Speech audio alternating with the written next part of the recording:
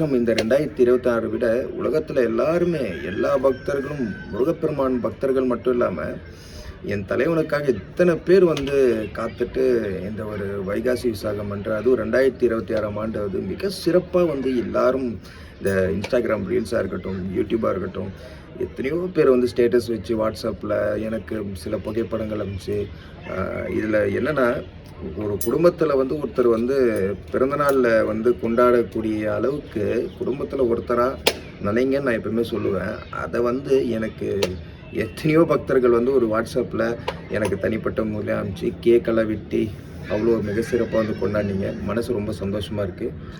என் தலைவன் முருகப்பெருமான் சார்பாக உங்கள் எல்லாருக்குமே நன்றிகள் தெரிவிச்சுக்கிறேன். இந்த நன்றி மட்டும் சொன்னால் பத்தாது. நீங்கள் காட்டுற ஒவ்வொரு பக்தியும் ஒவ்வொரு பாசமும் அது பல மடங்காக வந்து தலைவன் முருகப்பெருமான் உங்களுக்கு திருப்பி கொடுப்பார். இதில் வந்து சந்தேகம் எதுவுமே வேண்டாம்.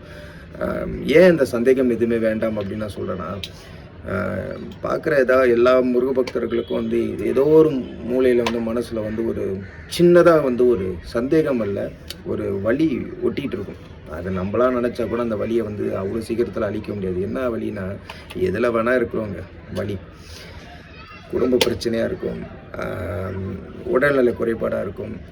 அது மட்டும் இல்லாமல் மெயினாக வந்து மனிதர்களுக்கு நடக்கக்கூடிய ஒரு பிரச்சனையில் வந்து கருத்து வேறுபாடாகி இந்த மனசே வந்து உடையக்கூடிய நிலைமையில் நம்ம வந்துருக்கு. பல முறை இதை பற்றி நான் முருக பக்தர்களுக்கு உங்கள் எல்லாருக்குமே வந்து ஒரு காணொலியே நான் வந்து வீடியோஸ் நான் போட்டால் இருந்தால் கூட நீங்கள் சொல்லும்போது மனசு ஆறுதலாக இருக்குது. அதுக்கப்புறம் மனசு என் கூட இல்லை, எங்கேயோ சுற்றிக்கிட்டே இருக்குது. முதல்ல அந்த மாதிரி சுற்றுறது வந்து உங்கள் மனசை வந்து கட்டுப்படுத்தி உங்கள் மனசு எல்லாமே தலைவன் முருகப்பெருமானோட திருவடியில் நீங்கள் வச்சுடுங்க. ஏன் வச்சுடுங்க திருவடியில் வந்து நீங்கள் வைங்க அப்படின்னு சொன்னீங்கன்னா, இந்த மனசை வந்து நம்ம நினச்சா கூட அதை வந்து கட்டுப்படுத்த முடியாது. ஏன்னா இந்த மனசு வந்து என்னென்னா, கடலோட அலைகள் வந்து எப்படி நம்மளால் வந்து யூகிக்கவோ இல்லை வந்து அடுத்த ஆளை பெருசாக வரும், இந்த ஆளை சின்னதாக வரும், பார்க்க வேணா அப்படி இருக்கும். ஒவ்வொருத்தரோட மனிதரோட வாழ்க்கை வந்து நம்ம ஜட்ஜ் பண்ணவே முடியாது.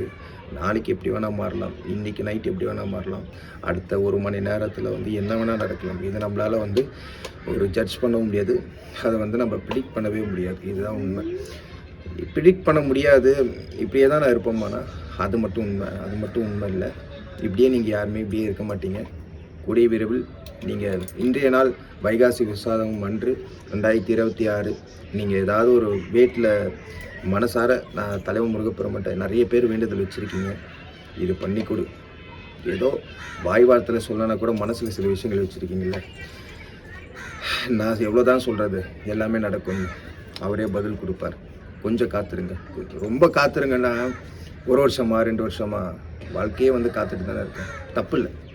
நீங்கள் யாருக்கோ காத்துட்ருக்கீங்க, வாழ்க்கையில் காத்துட்ருக்கீங்க. வாழ்க்கையை வந்து கொடுத்துட்டு ஏமாந்து போய் தான் மிச்சம். வீடியோ பார்க்குறவங்க கூட பாதி பேர் ஏமாந்து போய் தான் இருக்கீங்க. இந்த நிலமையில் இந்த நாள் இப்போ கூட உங்கள் வீட்டில் வந்து முருகப்பெருமானுக்கு வந்து அலங்காரம் பண்ணி அபிஷேகம்லாம் பண்ணி நிறைய பேர் கோயிலுக்கு போயிருப்பீங்க. கோயிலுக்கு போயிட்டு நிறைய வீடியோஸ் எல்லாமே பார்த்தேன். திருச்செந்தூரில் பயங்கரமாக கூட்டமாக இருக்குது, பழனியில் கூட்டமாக இருக்குது. என் கடமை, என் தலைவன் என்கிட்ட சொன்ன கடமை நான் வந்து சொல்லிட்டேன். பக்தர்கள் அனைவருக்கும் நான் பகிர்ந்துக்கிட்டேன். அது 2 நாள் முன்னாடியே வந்து சொல்லிட்டேன், யாரும் கோயிலுக்கு போகாதீங்க, தேவையில்லாமல் கஷ்டப்படாதீங்க அப்படின்னு. என்னோடய ஃபாலோவர்ஸ் யாருமே கோயிலுக்கு போக நான் சொன்னி சில பேர் வந்து கேட்டு நல்லபடியாக வீட்லேயே வந்து முருகனை வர வச்சு எல்லார் வீட்லேயும் ஒவ்வொருத்தர் பக்தர்கள் வீட்லேயும் முருகப்பெருமான் வந்து ஆசையாக நீங்கள் வச்ச படையல்கள் எல்லாமே ஏற்றுக்கிட்டார். இதை நான் உணர்ந்து சொல்கிறேன். கண்டிப்பாக இது நடந்திருக்கும். இன்றைக்கி நாள் சந்தோஷமாக போகுது. ஏதோ என்னை ஃபாலோ பண்ண கொஞ்சம் பேராச்சு கொஞ்சம் நிம்மதியாக இருப்பீங்கள்ல நான் சொல்கிற சில வார்த்தைகள் கேட்டு, அதுவே எனக்கு ரொம்ப சந்தோஷம். இன்றைய நாளில் வந்து இந்த வைகாசி விசாகம் எல்லாருக்குமே எல்லாமே கைகூடி வரணும். திருமணமாக இருக்கட்டும், வேலையாக இருக்கட்டும், கடனாக இருக்கட்டும், கடன் தொல்லையிலேருந்து விடுபட போகிறீங்க. எல்லாத்துலேயுமே வந்து விடுபட போகிறீங்க. இன்றைக்கி காலையில் வந்து 3 மணிக்கு ஒரு அபிஷேகம் பண்ணோம். அதுக்கு அப்படியே வந்து 5:30 மணிக்கு ஒரு அபிஷேகம். அதுக்கு அப்படியே வந்து 12:30 மணிக்கு 2:30 மணிக்கு அபிஷேகம் பண்ணோம். அந்த 2:30 மணிக்கு பண்ணி அபிஷேகம் பண்ணி அலங்காரம் பண்ண ஒரு காட்சியை தான் தலைவன் முருகப்பெருமானோட காட்சியை நீங்கள் வந்து பார்க்குறீங்க. இது வந்து 3வது அலங்காரம் தலைவன் முருகப்பெருமானுக்கு. 2:30 மணிக்கு எழுந்து 3 மணிக்கு கோயிலாமே சுத்தம் பண்ணி, அவருக்கு அலங்காரம் அபிஷேகம் பண்ணி, அலங்காரம் பண்ணி, காலையில் ஒரு ஒரு படையல் வச்சு, அதுக்கப்புறம் 2வதாக ஒரு படையல் வச்சு, அதுக்கு முதல்ல என்ன என்ன பண்ணுறது ஏது பண்ணுறது, இந்த நைட்டுலேருந்து அந்த மனசே வந்து ஒரு அலை பாஞ்சிக்கிட்டே இருக்குது. ஒவ்வொரு வஸ்திரம் அவருக்கு வந்து நம்ம கொடுக்கும் பொழுது, தலைவா இது உனக்கு பிடிச்சிருக்கா, இல்லை வேறு ஏதாவது கலர் நான் மாற்றவா, எனக்கு வந்து இதுதான் என் மனசில் எல்லாம் ஓடிக்கிட்டு இருக்கும். எப்படி சொல்கிறது, இதில் வந்து ஒரு சந்தோஷம், ஒரு நிம்மதி கிடைக்குது. நிம்மதி கிடைக்குதுன்னா வாழ்க்கையில் நமக்கு வந்து ஒரு ஒரு விஷயம் வந்து, இவன் இப்படி கஷ்டப்படக்கூடாது, இவன் கஷ்டப்படுறான், இவனுக்காக நம்ம இது பண்ணாமல் வேறு யார் பண்ணுவா, ஒருத்தன் தவிக்கிறானே, நம்ம கை கொடுக்காம வேறு யார், நம்பி வந்துட்டான், நம்பி வந்தவனை கை கொடுக்கறது அவரோட கடமை இல்லை, அதுதான் நிஜம், அதுதான் நிகழ்ச்சின உண்மை. இது உண்மை மட்டும் கிடையாது, இதுதான் வாழ்வு.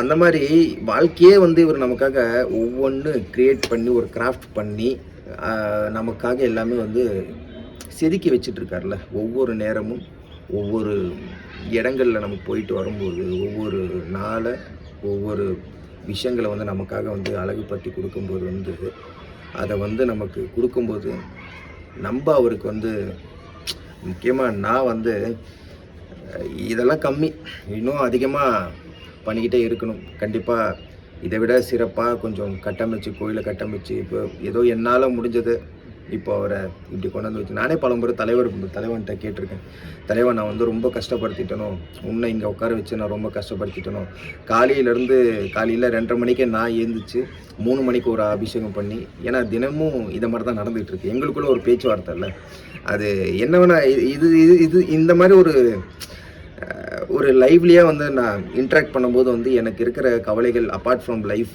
எனக்கு அது சில பர்சனலான சில விஷயங்கள் எல்லாமே இருக்கும். அதையும் தாண்டி இந்த மாதிரி என் தலைவன்கிட்ட வந்து நான் பேசும்போது வந்து, உன்னை தூங்க விடலையோ, உனக்கு வந்து ரொம்ப தொந்தரவு கொடுத்துட்டனோ அப்படி சில நேரங்கள்லாம் கேட்பேன். சில நேரம் கேட்கும்போது வந்து விடிய காத்தால் ஒரு 3 மணிக்கு 3:10க்கு அபிஷேகம் ஆரம்பித்து அவர் அலங்காரம் பண்ணி முடிச்சதுக்கப்புறமா கரெக்டாக மயில் வந்து கத்தும். சரி ரைட்டு, அப்போ நான் உன்னை தொந்தரவு பண்ணல, நல்லது தலைவா, ரொம்ப நன்றி, இந்த வார்த்தை கொடுத்ததுக்கு ரொம்ப நன்றி. அதே மாதிரி நிறைய விஷயங்கள் பேசுவாங்க வாழ்க்கையில் வந்து. இன்றைய நாள் காலையிலேருந்து ஆரம்பித்து நைட் வரைக்கும் என்னென்ன நடந்தது, நான் மக்களுக்கு நான் என்ன சொல்கிறது, இன்றைக்கி இந்த வீடியோவில் நான் என்ன சொல்கிறது, எல்லாமே தலைவங்கிட்ட டிஸ்கஷன் பண்ணி முடித்ததுக்கப்புறம் தான் ஒவ்வொரு காணொலியும் அது தாமதமாக இருந்தாலும் அது வந்து உங்கள்கிட்ட வந்து கொண்டு போய் சேருது. ஆகவே யாருமே வந்து மனம் உடைஞ்சிடாதீங்க. இத்தனை வருஷமாக தலைவன் கூட இருந்துக்கிட்டு நிறைய விஷயங்கள் கற்றுக்கிட்டேன் வாழ்க்கையில், அதோட இதுதான் விளைவுதான் இதெல்லாம் உங்ககிட்ட நான் பகிர்ந்துக்கிற ஒவ்வொரு வீடியோவில். அதனால் யாருமே வந்து கலங்காதீங்க, மனசை வந்து டயர்டாக்கிடாதீங்க, உடஞ்சி போயிடாதீங்க. இப்படியே இருந்துருமா அப்படின்னு மற்றவங்கள பார்த்து நம்மளே வந்து குறைச்சி மதிப்பிட்டுக்க வேணாம். நீங்கள் உங்களுக்கு எந்த குறையுமே கிடையாது, கொஞ்சம் சின்ன சின்ன விஷயங்கள் மட்டும்தான், கூடிய சில சரியாயிடும், தலைவன் சரி பண்ணி கொடுப்பார். அதனால் நீ வந்து மனசை மட்டும் விட்டுறாதீங்க. ஒரே விஷயம், எனக்கு எதாவது பண்ணுற மாதிரி இருந்துச்சிங்கன்னா 1% கூட தலைவன் மேலே பக்தியை மட்டும் குறைச்சிடாதீங்க. இது நீங்கள் எனக்காக பண்ண வேண்டிய ஒரே விஷயம், அது மட்டும் தான் உங்கள்கிட்ட எல்லாத்தையும் என்னோடய ஃபாலோவர்ஸ் கிட்டே கேட்குறது. கண்டிப்பாக தலைவர் உங்களுக்கு பண்ணுவார், என் தலைவன் முருகப்பெருமான் உங்கள் எல்லாருமே பண்ணுவார். கொஞ்சம் நேரம் ஆகும், அவ்வளோதான்.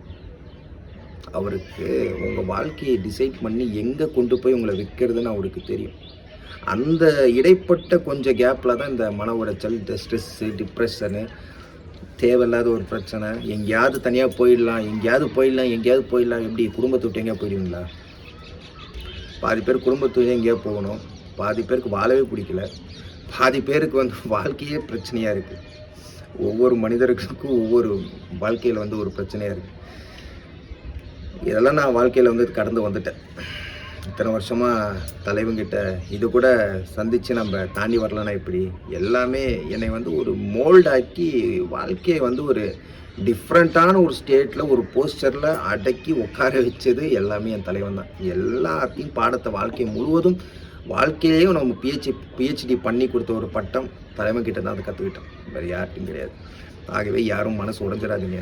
இந்த இன்பம், இந்த சந்தோஷம் இன்றைக்கி நிறைஞ்சு நீங்கள் இருக்கீங்கல்ல உங்கள் வீட்டில், அதே மாதிரி எப்பவும் உங்கள் முகத்துலேருந்து அந்த அன்பான அந்த மகிழ்ச்சியான ஒரு சிரிப்பும் சந்தோஷமும் உங்கள் குடும்பம் எல்லாரும் ஒன்றாக இருக்க வேண்டும். நான் என் தலைமுறை பெருமட்ட நான் வேண்டிக்கிறேன்.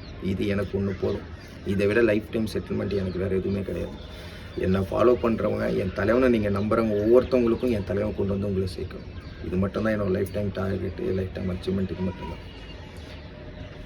காலையில் அபிஷேகம் முடித்து அவருக்கு தினை மாவும் அந்த லட்டும் செஞ்சு ஒரிஜினலாக தேன் கரைச்சி அதை படைச்சி நிறைய செய்யணும். கொஞ்சம் கொஞ்சமாக பண்ணுவோம். ஆரம்பித்து கோயில் கட்டவே முடியாதுன்னு நினச்சி கோயில் வச்சு வர வச்சுட்டாரு, வீட்லேயே வர வச்சுட்டாரு. கொஞ்சம் கொஞ்சமாக வாழ்க்கை வந்து முன்னேறும். அந்த நம்பிக்கை நான் இழக்கலை. எவ்வளோ பார்த்தாச்சு வாழ்க்கையில், எவ்வளோ இழந்தாச்சு, எவ்வளோ துரோகங்கள், எவ்வளோ பின்னாடி நம்மளை பற்றி பேசுகிறவங்க நிறைய பேர் இருந்தாலும் அதெல்லாம் வந்து தாண்டி எப்படி ஓவர் கம் பண்ணுறது எனக்கே தெரியல. அது எல்லாத்தையும் நான் தான் இருக்கேன்ல, அவன் தான் மனுஷன் தான், அவன் எதுவும் பண்ண முடியாது. உன்னை நான் இருக்கும்போது உன்னை யார் என்ன பண்ணிடுவா? அந்த ஒரே ஒரு நம்பிக்கையில் தான் இன்றைக்கே இந்த உயிர் வாழ்ந்துட்டுருக்கு. இந்த லைஃப்பை பற்றி நான் இனிமேல் டயர்டாகிட்டு நான் அப்படியே ஓடிடலாம் மாட்டேன். வீட்டில் ஃபேமிலியில் பிரச்சனை வரதான் செய்யும், ஹஸ்பண்ட் அண்ட் ஒய்ஃபில் பிரச்சனை வரதான் செய்யும். ஆனால் என்றைக்குமே நான் யாரையுமே வெறுக்க மாட்டேன். எனக்கு வெறுக்கிறதுக்கான நேரம் எனக்கு இந்த தலைவர் வந்து கொடுக்கல.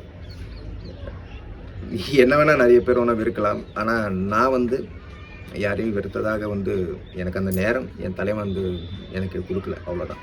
ஏன்னா முழு நேரமும் இவர் கூடயே இருந்து இவர்கிட்ட சில விஷயங்கள் கற்றுக்கிட்டு அதுவே வந்து ஒரு நாள் முழுக்க போயிடுது. இதுதான் வேறு விஷயம், ஒன்றும் இல்லை. ஆகவே எல்லாரும் சந்தோஷமாக இருங்க.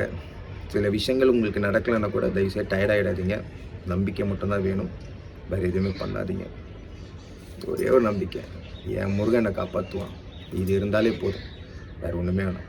இதே சிரிப்போட லைஃப் லாங் நீங்கள் இருக்கணும். என் தலைவன் முருகன்ட்ட நான் வேண்டிக்கிறேன். எல்லோரும் நல்லா இருக்கணும். தலைவன் முருகனுக்கு நன்றி.